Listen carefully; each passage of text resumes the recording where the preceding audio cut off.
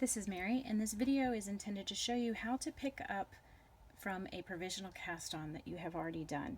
In a previous video I showed you how to do a crochet provisional cast on for knitting, and I will link to that below this video so you can go back and watch that if you haven't already.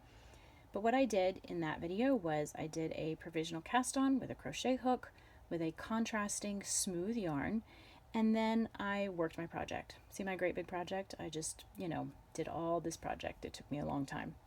But we'll pretend it's big, all right? Pretend this is real. What do you do when it's now time to go pick up from that provisional cast on and work out the other way? In the other video, I advised you to make a tail, a crochet chain tail that you would be able to pick out, and I advised you to make this knot really loose. And the reason for that is because now it's time to unpick it.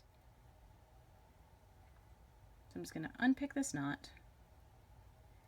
And now this is functioning just like a crochet chain. It will unravel if I pull on it.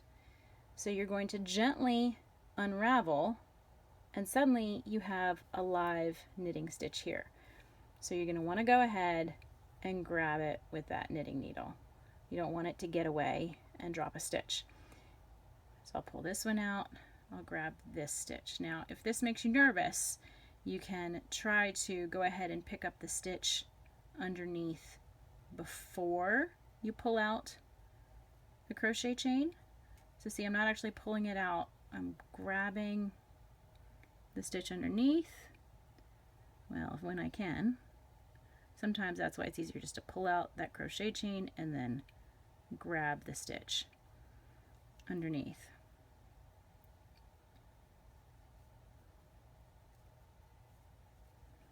And you just work your way across.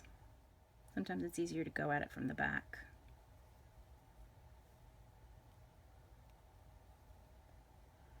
Now, the problem is when you get to the end, stitches, knitting stitches, when they are upside down, are off by a half stitch. So I had provisionally cast on 8 stitches, but now you'll see I only have 7 on my needle. And that is because being off by a half stitch, you sort of lose a stitch on the front end here. Now, the way to resolve that, we're going to pick up our working yarn, and we're going to continue with our project. And now you're just knitting into the bottom of the stitches that were your first row after your provisional cast on. And it should be fairly seamless looking. However, because it's off by that half stitch, you're going to get to the end and you're going to have one additional stitch. And the way I resolve that is I take this waste yarn, this tail, and I wrap it around my needle, and I just pretend it's a stitch. Alright, you have to kind of pull it tight, but you're just going to pretend like it's a loop on the needle, and you're going to work through it.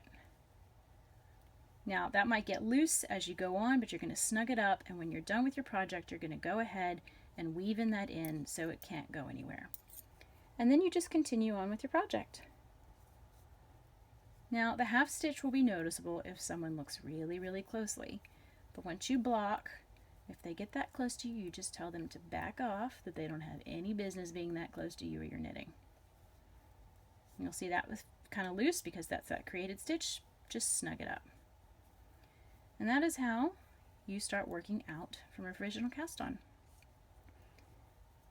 If you have any questions, please post them below.